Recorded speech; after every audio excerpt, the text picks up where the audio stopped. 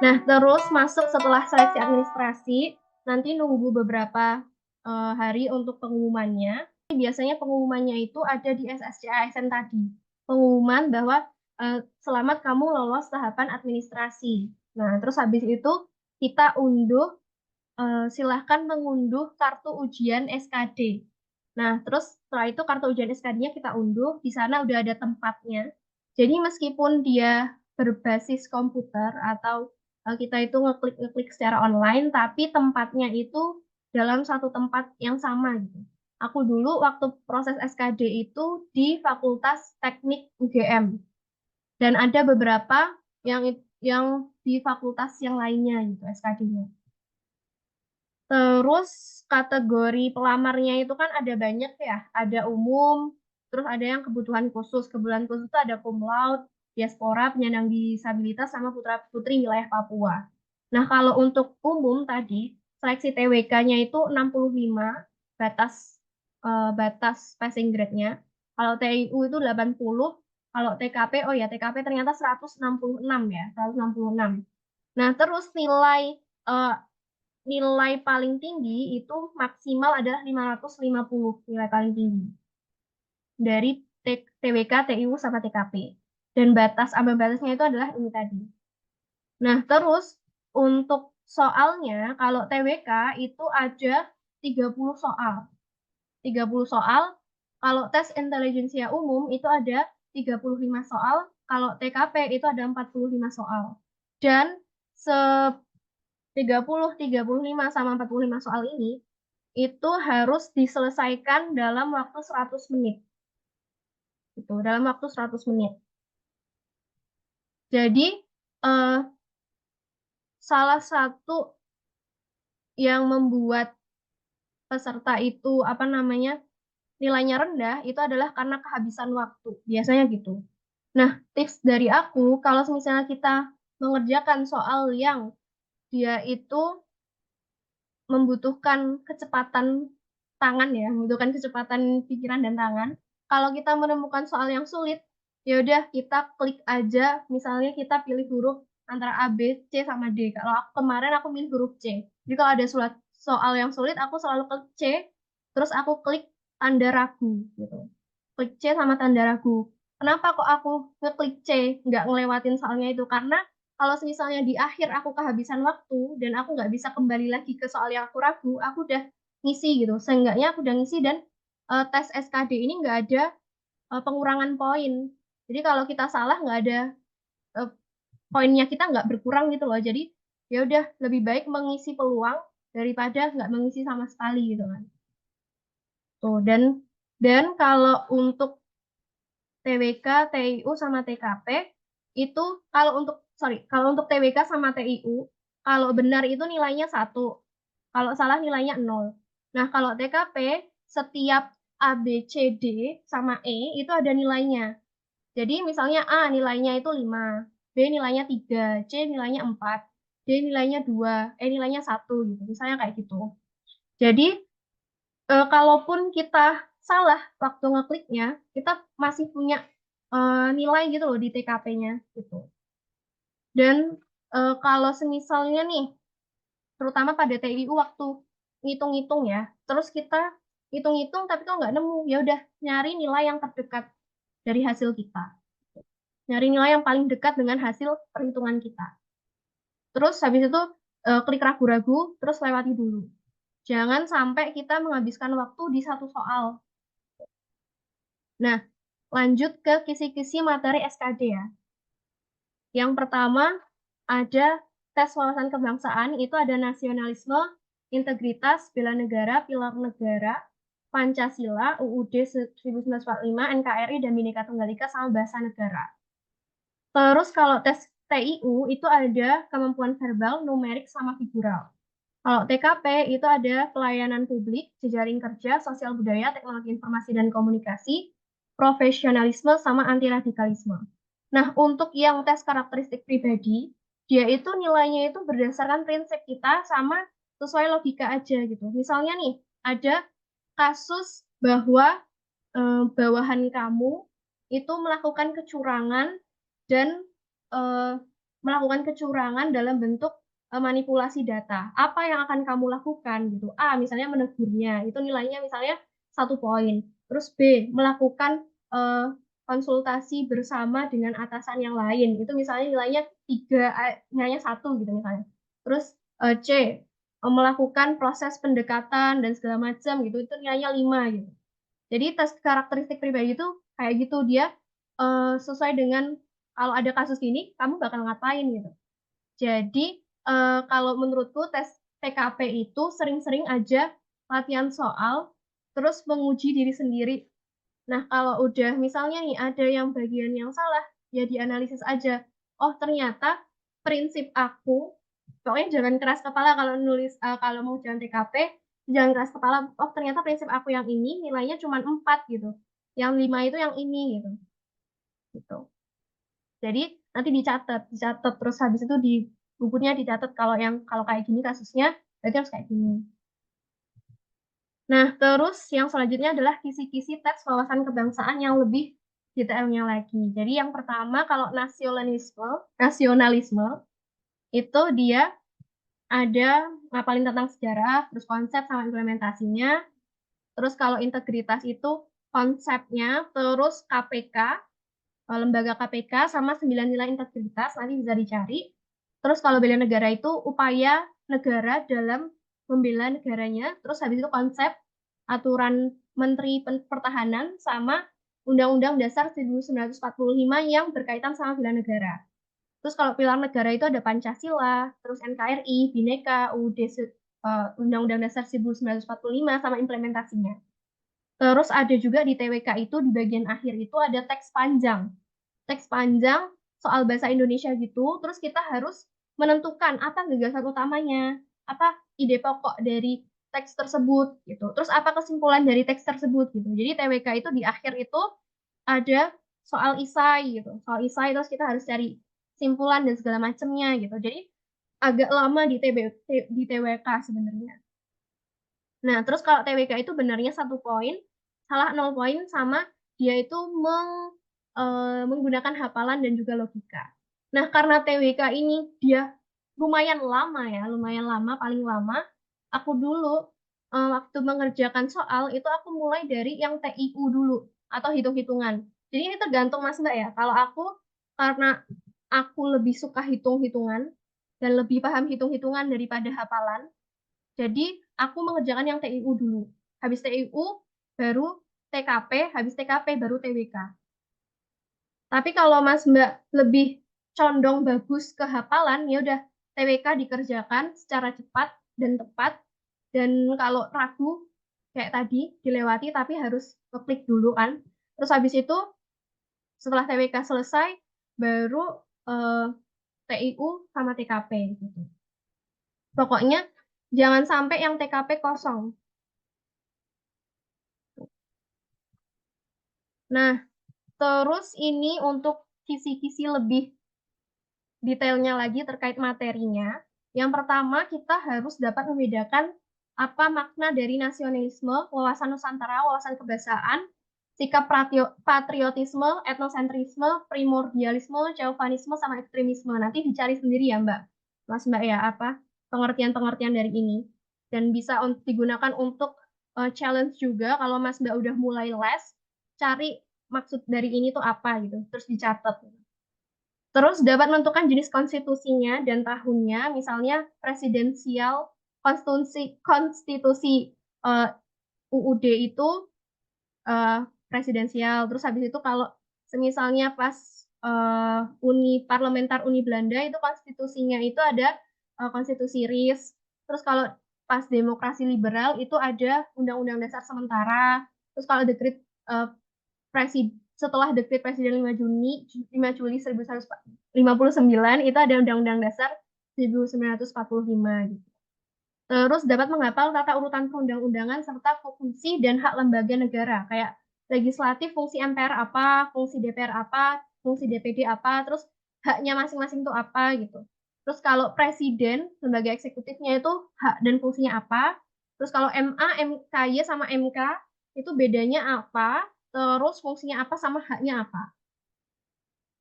Terus ada hak agung, terus bisa membedakan grasi, rehabilitasi, amnesti, sama abolisi itu bedanya apa. Terus ada juga lembaga eksaminatif atau Badan Pemeriksa Keuangan atau BPK. Terus dapat membedakan momen ciri khas dari Kabinet Juanda, Kabinet Burhanuddin Harahap, Kabinet Koalisi, Kabinet Syarifuddin. Salah satu contoh momen ciri khas itu, waktu di Kabinet Syarifuddin itu kan ada yang namanya gunting Syarifuddin atau gunting sanering ya. Jadi pemotongan uang negara. Nah itu bisa dibaca-baca lagi. Terus ada pas Kabinet RIS itu ada proses peresmian Lambang Garuda Pancasila. Nah itu bisa dicari momen ciri khasnya karena sering keluar. Terus dapat memahami konteks sejarah Sumpah Pemuda, sejarah berdirinya organisasi kayak Sarekat Islam, Budi Utomo, Indies Partits, dan peran tokoh-tokoh dalam pendirian negara. Contohnya Sayuti Melik itu bertugas untuk apa gitu. Terus habis itu dapat menentukan suatu sikap atau perilaku masuk ke dalam nilai dasar bela negara yang mana.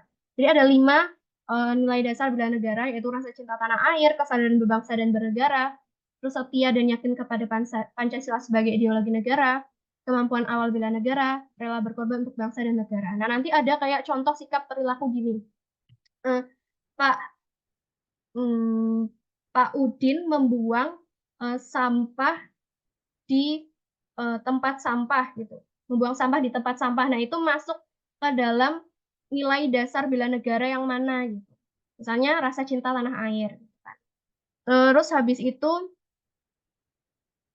hmm, misalnya eh, Pak Mahfud itu melaksanakan ibadah sesuai dengan keyakinannya dan tidak mengganggu peribadatan orang lain. Nah, maka dia masuknya adalah sikap setia dan yakin kepada Pancasila sebagai ideologi negara. Jadi ada sikap-sikap gitu, terus dia masuk ke nilai dasar bela negara yang mana. Nah, selanjutnya ada kisi-kisi TWK nasionalisme yang sering keluar, itu adalah sejarah kemerdekaan dan pendirian NKRI. Terutama sidang BPUPKI, itu kan ada proses perumusan, ini ya, perumusan Pancasila ya, terus perumusan dasar negara, terus hafalin juga tahunnya sama ciri khasnya. Misalnya, kalau Muhammad Yamin itu idenya itu tentang apa gitu. Nah, Muhammad Yamin itu kata kuncinya adalah peri-peri-peri. Kalau ada peri kemanusiaan, peri kebangsaan, nah itu adalah Muhammad Yamin. Terus kalau Supomo itu terdiri dari 1 sampai 2 kata misalnya. Terus kalau yang Soekarno itu 2 sampai 3 kata. Dan kalau ada istilah Pancasila, Trisila, Ekasila itu maksudnya adalah ide dari Soekarno. Dan hari kelahiran Pancasila itu adalah 1 Juni. Kenapa kok 1 Juni? Karena ada pidato Soekarno pada saat itu. Gitu kan.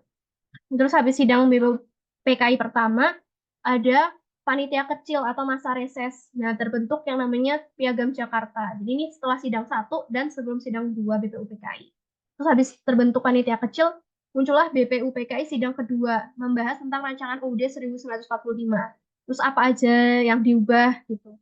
Nah, dari Piagam Jakarta sampai UUD 1945 tuh apa aja yang diubah gitu. Nah, itu adalah yang biasanya sering keluar.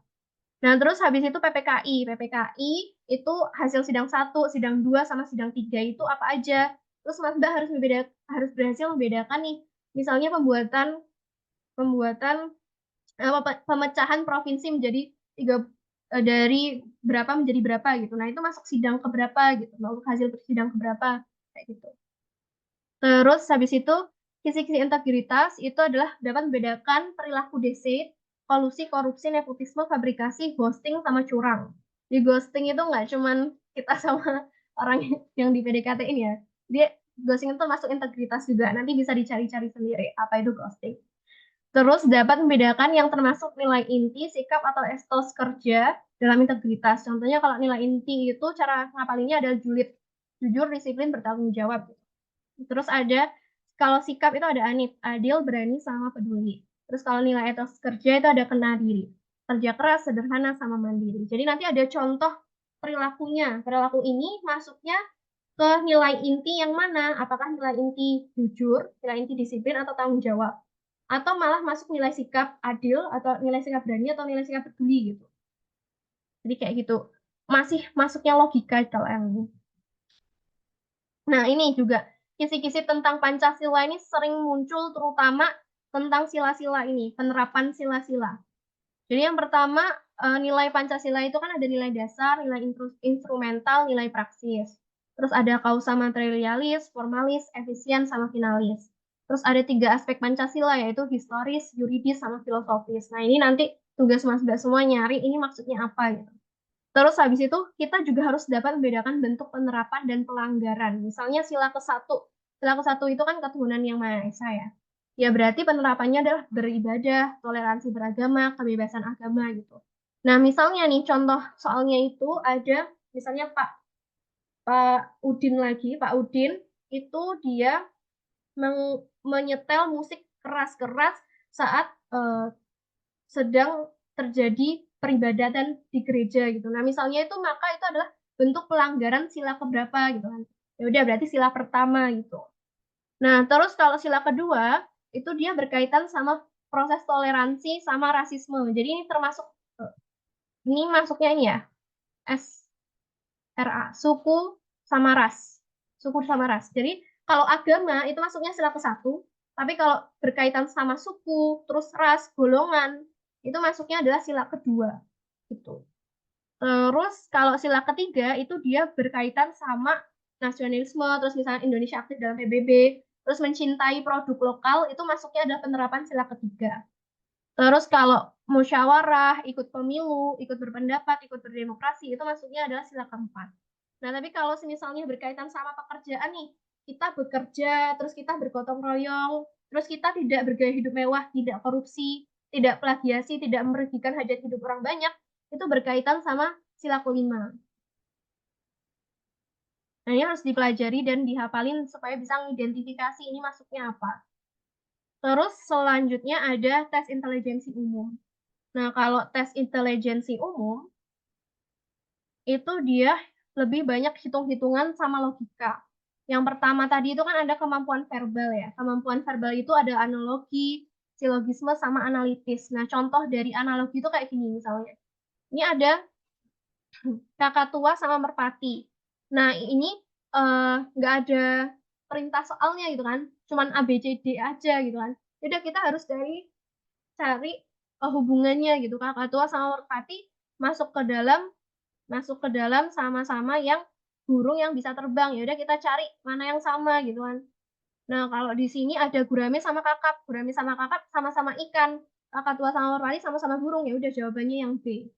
Gitu. Karena mereka dari golongan hewan yang sama. Itu contoh soal analogi. Kalau silogisme itu kayak gini, semua pria berdasi adalah bla bla bla. Terus sebagian pria yang berdasi adalah akuntan. Maka gimana gitu. Jadi kalau silogisme itu dia berkaitan sama jika titik-titik maka titik-titik semua kalau jika seperti ini maka seperti ini. Maka semuanya gimana gitu. Jadi harus ngapalin kalau semisalnya kalau di bagian awal semua, sebagian maka jawabannya itu bakal apa gitu.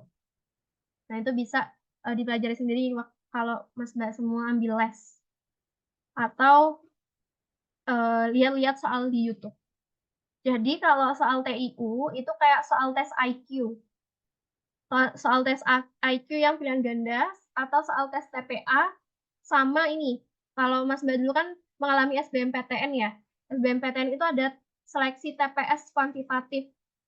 Nah, itu sama kayak soal TIU. Terus selain ini ada kemampuan numerik ya. Nah, kemampuan numerik itu ada kita hitung-hitungan. Jadi menghitung jarak, kecepatan, waktu, terus aritmatika sosial, perbandingan senilai, perbandingan berbalik nilai, perbandingan bervariasi, terus ngitung tentang peluang, tentang kombinasi, tentang permutasi, itu adalah yang numerik. Terus habis itu ada deret angka, misalnya 1, 1, 2, terus habis itu 3, 5, terus habis itu setelahnya ini titik-titik, titik-titik, titik-titik gitu. Terus ini juga titik-titik. Nah, itu deret angka kayak gitu. Ini titik-titik. Nah, terus habis itu ABCD-nya itu adalah isi dari kolom-kolom ini. Nah, misalnya Mas Mbak cari aja, oh ini 2 ini awalnya adalah dari 1 sama 1, 2. Terus 3 ini adalah dari ini tambah ini 3. Terus 2 sama 3 itu dari 5 ini adalah dari 2 tambah 3 ini 5. Terus berarti ya udah yang di sini itu adalah 3 tambah 5, ya berarti yang di sini adalah 8. Terus habis itu seterusnya ini tambah ini adalah 13. Dan seterusnya. Itu deret. Terus ada juga soal cerita. Nah, nanti pokoknya kayak soal inilah, soal TPS kuantitatif lah kalau soal cerita. Terus ada soal gambar spasial. Nah, Mas Mbak mungkin ada yang, lihat Clash of Champions ya, kemarin lagi hits banget. Nah, itu kan ada materi soal spasial ya, soal gambar yang kubus-kubus gitu kan, yang tentang balok-balok ini disusun-susun. Nah, soalnya hampir mirip kayak gitu, tapi versi lebih mudahnya, tenang aja, versi lebih mudahnya kayak soal tes IQ. Terus ada juga selain tes kemampuan figural itu ada analogi, terus ada ketidaksamaan. Jadi ada berapa gambar, ada 5 gambar, terus nyari mana gambar yang, tidak mirip dibandingkan yang lainnya, mana gambar yang berbeda dari yang lainnya. Terus ada, figural serial. Jadi ada gambar-gambar-gambar, terus gambar setelahnya itu harusnya kayak apa gitu kan. Misalnya gambar kedua itu bedanya dari gambar pertama itu diputer 90 derajat gitu. Terus gambar ketiga diputer lagi 90 derajat, maka gambar keempat itu gambarnya harusnya bentuknya kayak apa, itu soal serial. Nah, terus oh ya ini masuknya soal ini ya, verbal ya. Jadi misalnya ada premis 1 sama 2. Nah, nanti, eee, implikasi dari pernyataan itu apa gitu. Terus converse dari premis 1 dan 2 tuh apa, kontraposisinya apa, inverse-nya apa, ekuivalen sama ingkarannya apa, terus kesimpulannya apa. Nah, nanti ini bisa dicari-cari sendiri, belajar lagi, itu kisi-kisinya. Nah, selanjutnya adalah tips belajar seleksi SKD CPNS. Nah, jadi alat yang dipakai ini adalah 5 buku tulis. Jadi kemarin itu aku beli 5 buku tulis, 4 juga nggak apa-apa. Itu 1 buku tulisnya itu untuk mencatat materi TWK dan nanti tak bagi jadi 2. Bagian yang tengah itu untuk nulis jawaban dari setiap latihan soal. Jadi setiap aku try out itu jawabannya selalu tak tulis di bagian tengah buku. Tapi kalau materi-materi itu dicatatnya bagian awal. Terus 1 buku untuk menulis catatan kumpulan rumus TIU. Jadi setiap rumus itu, dikumpulkan dan kalau bisa kalau nulis rumus sama nulis contoh soalnya sama pembahasannya. Karena biasanya soalnya itu nggak berbeda jauh, jadi proses pengerjaan soalnya atau proses pembahasannya itu langkah-langkahnya per step-step-nya itu akan sama gitu. Jadi setiap rumus ada contoh soalnya, ada pembahasannya. Terus habis itu 1 buku tulis untuk mencatat materi TKP dan 2 buku tulis untuk orek-orekan ketika mengerjakan latihan untuk soal TIU. Dan butuh juga 2 bolpen. Eee, ini bebas ya, maksudnya itu ini kan aku kan karena proses belajarku kalau aku nggak ngelihat tulisanku sendiri, aku nggak bisa masukin, masukin materi itu ke otak gitu kan. Jadi aku, tipe belajarnya adalah harus menulis gitu. Kalau Mas Mbak tipe belajarnya lihat bisa langsung paham, ya udah nggak usah nulis-nulis di buku-buku kayak gini gitu. Bisa paham terus hafal seterusnya itu kan ya udah nggak usah nulis-nulis gitu. Terus selain tadi itu, aku menyarankan untuk Mas Mbak itu les bimbel, ikut les bimbel online gitu. Les kayak SKD itu ada beberapa lembaga bimbel, sebenarnya banyak ya lembaga bimbel dan semuanya itu worth it gitu, tapi yang aku pakai itu kemarin cuman 2, Ayo CPNS sama ID CPNS. Itu aku daftar di situ sama ini, Privat Alfaiz, tapi aku nggak ikut bimbelnya, tapi ikut tryout-nya gitu. Jadi, dan sebenarnya yang lebih membantu itu adalah tryout-nya daripada bimbelnya. Kalau bimbelnya itu untuk kalau misalnya Mas Mbak nggak bisa belajar sendiri, misalnya belajar sendiri terus terdistraksi gitu kan, ya udah ikut bimbel gitu. Tapi kalau bisa fokus belajar sendiri, ya udah nggak usah ikut bimbel, belajar sendiri aja. Pakai apa, pakai YouTube, ada YouTube Firpat Faiz, YouTube Firacun, masih banyak lagi sih sebenarnya YouTube-nya, yang udah aku share di WA itu daftarnya. Terus, cara belajarnya kemarin itu aku 3 jam per hari. Jadi 1 sampai 2, misalnya 1, 2, tak bagi jadi 1, 2, 1 jam di pagi hari, 2 jam di malam hari gitu. Misalnya 1 jam di pagi harinya itu adalah aku, ngerjain soal atau aku nonton YouTube 1 jam di pagi harinya gitu. Nonton YouTube untuk belajar gitu ya. Nah terus 2 jam di malam harinya itu aku ikut les bimbelnya itu. untuk les bimbel ini, SKD gitu. Habis itu udah tidur sama kerjain yang lain gitu. Terus bisa juga dibagi satu satu satu. Jadi 1 jam di pagi, 1 jam di siang, sama 1 jam di malam. Misalnya 1 jam di pagi nonton YouTube, 1 jam di siang aku malas belajar, ya udah nonton YouTube lagi, 1 jam di malam baru nulis-nulis gitu. Terus untuk TIU, TWK, TKP itu tergantung mood masing-masing sih. Jadi misalnya 1 jam di pagi itu, belajarnya TIU, terus, eee, 1 jam siangnya mood belajar TWK, ya udah belajar TWK. Tapi yang penting seimbang ya antara proses belajar TIU sama TWK tuh harus seimbang gitu.